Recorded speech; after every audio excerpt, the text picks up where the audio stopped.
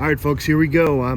It's about 5 a.m. on Friday morning. I'm out here on my block waiting for Mark to pick me up in the mothership. Hey, press Chase. All riders are on trail. Ride lead. Copy, Chase. We're chasing a ride. I think it'll be 3 nights. About 16 riders, dirt bike riders, crossing over the Tecate border, but we got to meet them on the state side at the parking lot, get all their gear, get everything packed up, and then head out from there. But yeah, just standing out here on the sidewalk waiting for Mark to scoop me up and us to get down to the border.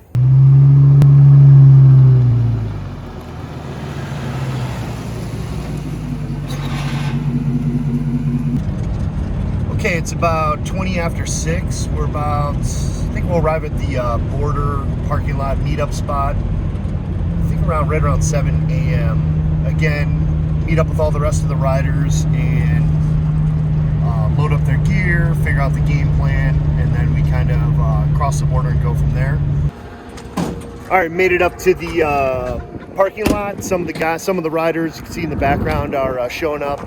There's 16 people coming through. We're waiting on a few still, so we'll see what happens. But uneventful trip down to the border, and we're still on the state side, getting everyone loaded up and going from there.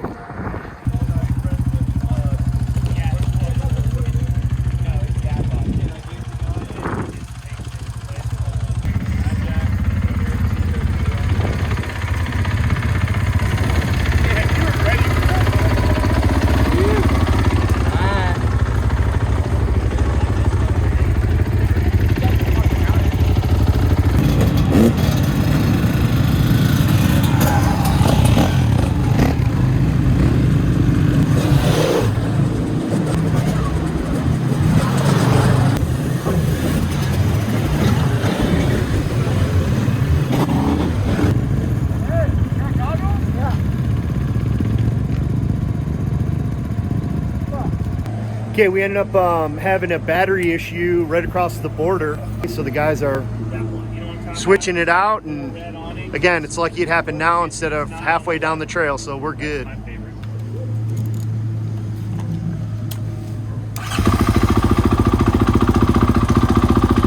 Okay, as noted, you saw there was an issue. He actually ran out of juice. His battery was failing at the parking lot on the state side. And we were trying to bump start his bike, it wouldn't work. He jumped it, and it did work. And they got across the border a couple miles in, they pulled over on the side of the road. We were able to get a battery delivered on the state side, so we ran that over, and they got it switched out, got back on the road. So we're probably gonna rustle up some food. We got the truck loaded down with everyone's gear, beverages, snacks. We still need to fuel up. Got some ice for the cooler for the drinks to get that starting to cool everything off. Border crossing was uneventful. We did get pulled over to the side into secondary. They looked through the truck, asked us what we're doing, and Mark was speaking with the border agent, and the guy wasn't super friendly, but he was not unpleasant, so it was fine. Looked through the cab, looked through the toolboxes in the bed, just kind of poked around a little bit, asked us what was strapped down on the roof. Did we have a zillion bags on the top of the cab of the truck? So but overall, I mean, they could have had us go through more stuff, but it wasn't a big deal. So yeah, and again, we're on our way to Mikes Sky. That's our end destination today. Huevos Republic first. Huevos Republic first. So that's a restaurant we've hit on a previous trip down here, and it's about 45 minutes away from where we're at now. So it'll bring us to about, I don't even know what time it is, maybe 10 a.m. We'll grab some breakfast and proceed on from there. All right, so we made it to Huevos Republic.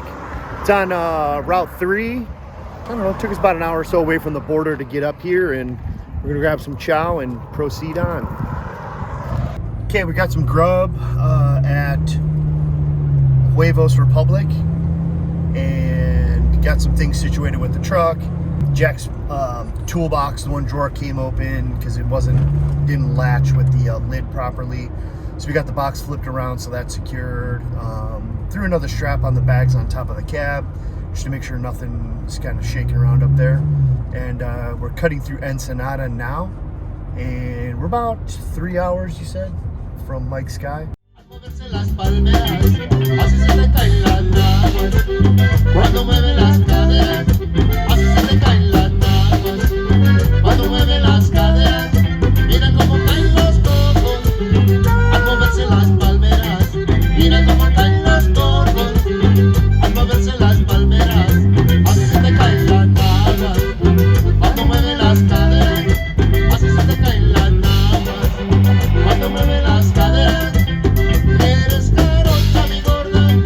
All right, so we made it from Ensenada to Valley T, which is east of Ensenada, kind of straight across. I think it was Route 3.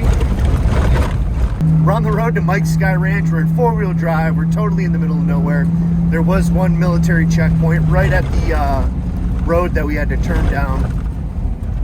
The guys didn't give us too much trouble. I mean, the big thing that, you know, we keep in mind is speaking English and then keep it simple and you're not miscommunicating. So that's what Mark did. We got through. It was a piece of cake. The guys were chit-chatting for a minute and they let us carry on. And now we have, I don't know, it's about a half an hour or so. This is kind of the terrain. We're in this kind of, I guess, valley amongst the mountains and stuff here, and just primitive road, fire road or whatever, somewhat unmaintained, and just plug it away.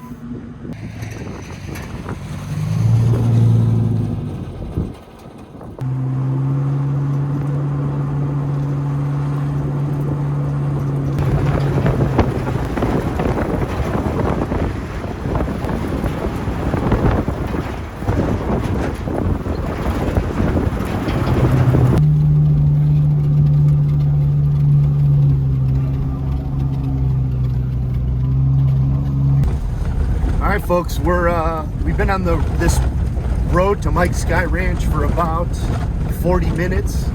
We still have quite a ways to go. I think maybe Mark was saying 10 miles, 9 miles, something like that. It's a real doozy. It's long and it's pretty damn rough. And we're, you know, kind of rocky, sandy, lumpy, you know, typical kind of like desert off-road, fire road kind of stuff.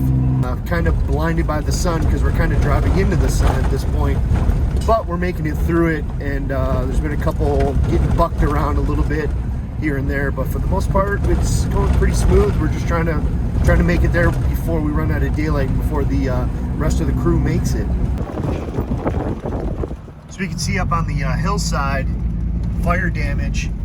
I don't know how recently that happened, but it's all darkened, and then we can see on this side too.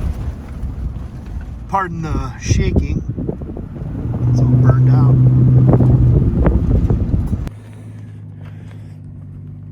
Nice and easy, just keep it to the right.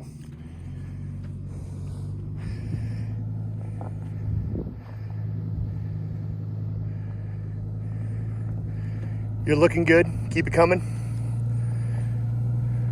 Perfect line.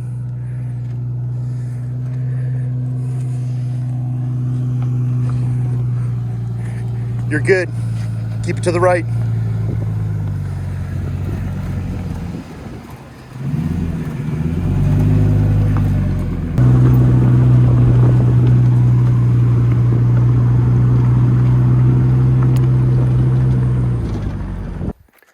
Okay, so we made it here, Mikes Sky Rancho. Took us, what do you think, Mark? Hour and a half? Something like that. Took forever and a day. Took forever and a day. It was challenging terrain. Did some spotting. Teamwork on kind of not destroying the truck. Held together well.